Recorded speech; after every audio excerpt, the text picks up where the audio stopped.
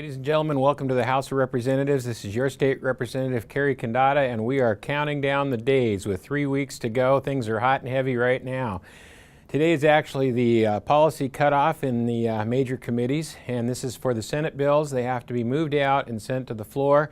And boy, there's some amazing things happening in these committees. Bills that were supposedly worked out and agreed to all of a sudden have strikers that go completely the other direction.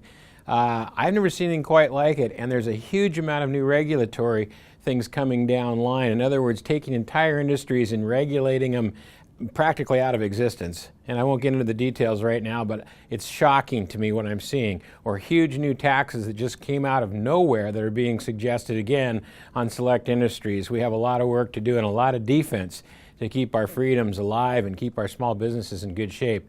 Now, as promised, the budget. The Senate, shortly after our last conversation, released a budget that does some amazing things. It does not raise taxes. It basically pays for the McCleary education piece, so we are okay with the courts, give or take a little.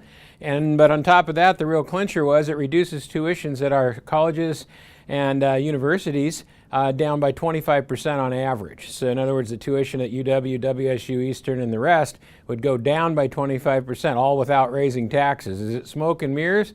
Well, no, there are some folks that take some hits, and I think there'll be some of those brought back in. It's a beginning. It's a bold beginning. It's one of the boldest budgets I've seen since '03, but there are some holes to fill, and I think in the end there'll be a bit of a compromise. It's a long ways from the House budget, which we talked about, with huge tax increases, including a new capital gains tax, which is a de facto income tax. So they are ways apart. However, there is some consensus that they'll work very hard to try to find some middle ground.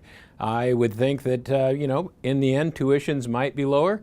Taxes, some taxes might go up a little bit, but in the end, hopefully we'll have some agreement. But what a dynamic difference between huge tax increases and spending on just about everything and a very slim budget with no tax increases that actually helps the middle class by reducing tuitions and gives kids an opportunity to move forward without getting into debt. So it's really pretty innovative, and I'm looking forward to seeing the end results. Well, there's still transportation to go. I know you're all concerned about that 12-cent gas tax. It's still floating around. There is a second proposal supposedly coming from the House anytime, so that will be debated, and we'll see what goes there. And then the next few days we go to the floor and vote on these Senate bills, and those will get out probably by the end of this week, first of next week. And then we kind of get into the doldrums where everybody has to negotiate. So we're getting there. Will we get out in 105 days?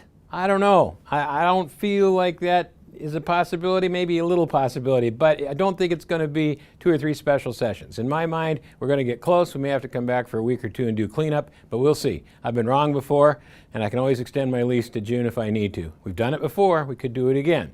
But right now, we have at least one budget that makes some sense, really is dynamic, really a lot of fun. It needs some work, but it's on the right track. We'll keep you posted. Next week, we should have more. Stay tuned. This is your state representative, Cary Condotta, from the House of Representatives in Olympia, Washington.